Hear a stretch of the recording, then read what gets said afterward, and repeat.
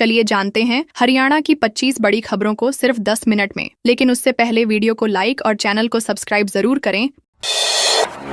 कैथल में दोस्तों संग बस में नाचे पूंडरी विधायक। कैथल के पूंडरी से विधायक सतपाल जांबा का एक वीडियो सोशल मीडिया पर चर्चा में है, जिसमें वे बस के अंदर दोस्तों के साथ नाचते नजर आ रहे हैं। ये वीडियो खुद विधायक ने अपने फेसबुक अकाउंट पर साझा किया है। वीडियो में उनके साथ हरियाणा विधानसभा के डिप्टी स्पीकर और जींद विधायक कृष्ण मिड्ढा भी दिखाई दे रहे हैं। दोनों नेता गले में हाथ डालकर हरियाणवी गाने पर झूमते नजर आते हैं। बताया जा रहा है कि ये वीडियो केरल टूर के दौरान का है, जब वे बस से यात्रा कर रहे थे। बैकग्राउंड में मुख्यमंत्री नायब सिंह सैनी के सीएम बनने पर गाया गया अमित सैनी रोहतकिया का गीत चल रहा है।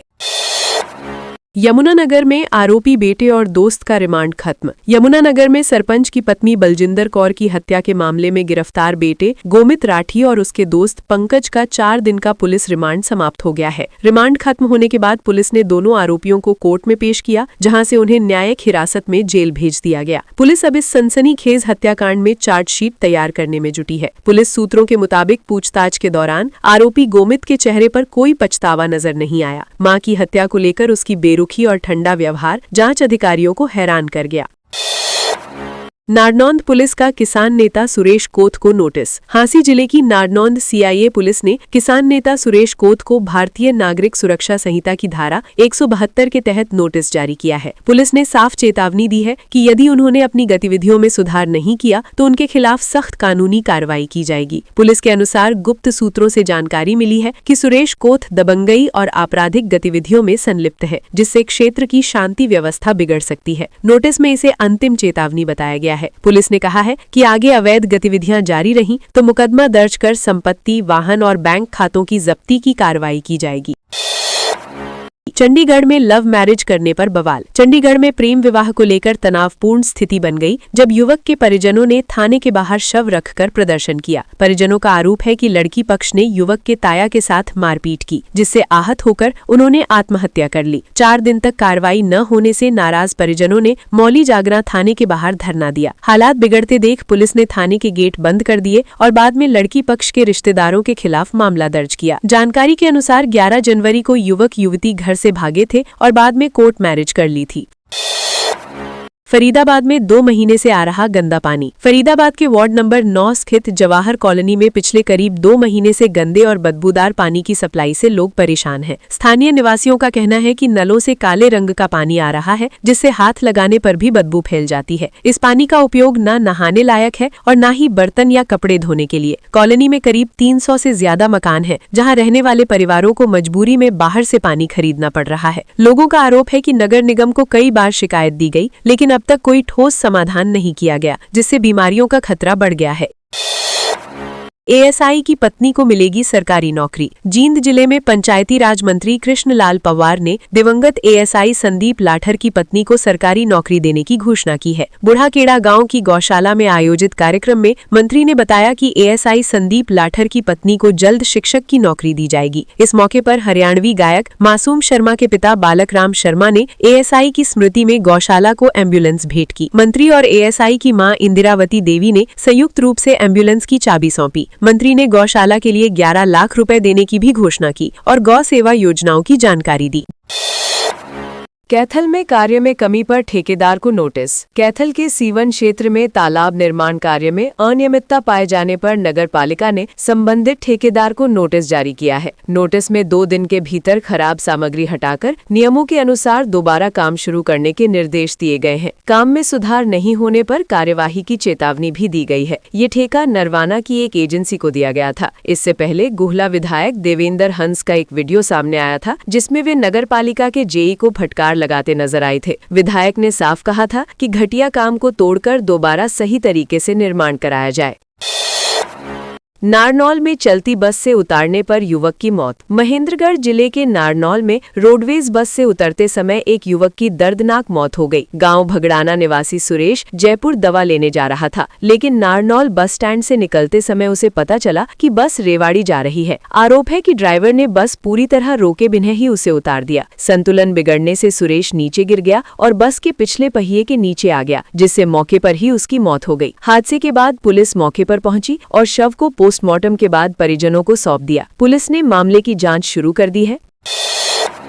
गुरुग्राम में history sheeter Manoj murder case में पुलिस ने टैक्सी ड्राइवर लोकेश को गिरफ्तार किया है। आरोपी लोकेश मनोज और उनके साथी तनिष के साथ हिसार में एक हत्या करने गया था, लेकिन योजना नाकाम रही। दिल्ली लौटते समय मानेसर के पास आपसी कहासुनी हो गई, जिसके बाद तनिष ने पिस्तौल से मनोज को गोली मार दी। हत्या खेड़की दौला टोल प्लाजा के पास की गई। पुलिस के अनुसार आरोपियों के पास 3 अवैध हथियार थे। वारदात के बाद आरोपी फरार हो गए थे। पुलिस ने मामले में आगे की जांच और अन्य आरोपियों की तलाश तेज कर दी है। गुरुग्राम में गौ भक्त सम्मान समारोह शामिल हुए दीपेंद्र हुड्डा। मकर संक्रांति के पावन अवसर पर गुरुग्राम के फरूखा नगर स्थित गौशाला में आयोजित गौ भक्त सम्मान समारोह एवं 118वें वार्षिक उत्सव में रोहतक सांसद दीपेंद्र सिंह हुड्डा शामिल हुए। कार्यक्रम में गौशाला प्रबंधन और गौ भक्तों ने उनका भव्य स्वागत किया। इस दौरान सांसद हुड्डा ने गौशाला के लिए 11 लाख रुपए की सहायता राशि देने की घोषणा की। उन्होंने बताया कि ये राशि आगामी राज्यसभा चुनाव के बाद कांग्रेस से चुने जाने वाले सांसद की पहली ग्रांट प्राप्त होते ही गौशाला को प्रदान कर दी जाएगी। हुड्डा ने कहा कि ये धनराशि गौ माता के चारे, दवा, रखरखाव और अन्य आवश्यक सुविधाओं पर खर्च की जाएगी। समालखां में कांग्रेस को मजबूत करने पर मंथन। पानीपत जिले के समालखां में कांग्रेस पार्टी को जमीनी स्तर पर मजबूत करने के उद्देश्य से एक अहम बैठक आयोजित की गई। जीटी रोड स्थित निजी होटल में हुई इस बैठक की अध्यक्षता कांग्रेस के राष्ट्रीय प्रवक्ता संजय छोक्कर ने की। बैठक में संगठन को बूथ स्तर तक मजबूत करने, कार्यकर्ताओं को सक्रिय करने और आम जनता से जुड़ने की रणनीति पर विस्तार से चर्चा हुई। इस मौके पर संजय छोक्कर ने भाजपा सरकार पर तीखा हमला बोला। उन्होंने कहा कि प्रदेश में कानून व्यवस्था चरमरा गई है और अपराध लगातार बढ़ रहे हैं। बैठक में मौजूद नेताओं ने कहा कि कांग्रेस ही जनता की असली आवाज है। रोहतक में फायरिंग करने वाला चौथा आरोपी काबू। रोहतक जिले के गांव रिटौली में शराब ठेके पर हुई गैंगवार और फायरिंग मामले में पुलिस ने चौथे आरोपी को गिरफ्तार कर लिया है। आरोपी की पहचान रवि पुत्र संजय रिटौली के रूप में हुई है। पुलिस ने उसे 3 दिन के रिमांड पर लिया है। ये वारदात 19 दिसंबर 2025 को हुई थी, जब फ्रॉक्स कार सवार युवकों ने फॉर्च्यूनर गाड़ी पर अंधाधुंध फायरिंग की थी। इस हमले में दीपक ढाका घायल हो गया था। वहीं क्रॉस फायरिंग के दौरान एक आरोपी की मौत हो गई थी और एक अन्य घायल हो गया था। पुलिस पहले ही 3 आरोपियों को गिरफ्तार कर चुकी है।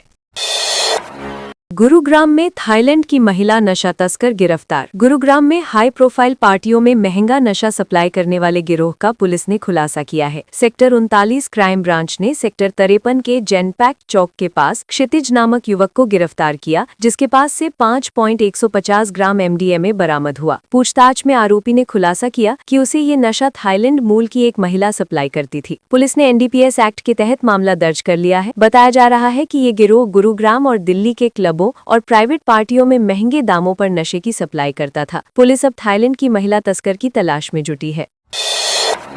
भिवानी में 2 किलो गांजे समेत तस्कर गिरफ्तार। भिवानी जिले में CIA स्टाफ प्रथम ने नशा तस्करी के खिलाफ बड़ी कार्रवाई करते हुए मोटरसाइकिल सवार एक आरोपी को गांजे सहित गिरफ्तार किया है। आरोपी के कब्जे से 2 किलो 860 ग्राम गांजा बरामद किया गया है। उप निरीक्षक अजय कुमार अपनी टीम के साथ गश्त पर थे, तभी उन्हें सूचना मिली कि एक व्यक्ति रतेरा की ओर से गांजा लेकर तोशा मार रहा है। सूचना के आधार पर पुलिस ने रतेरा टी पॉइंट पर नाकाबंदी कर संदिग्ध मोटरसाइकिल को रोका। तलाशी के दौरान प्लास्टिक के कट्टे से गांजा बरामद हुआ। पुलिस ने आरोपी के खिलाफ NDPS एक्ट के तहत मामला दर्ज कर जांच शुरू कर दी है।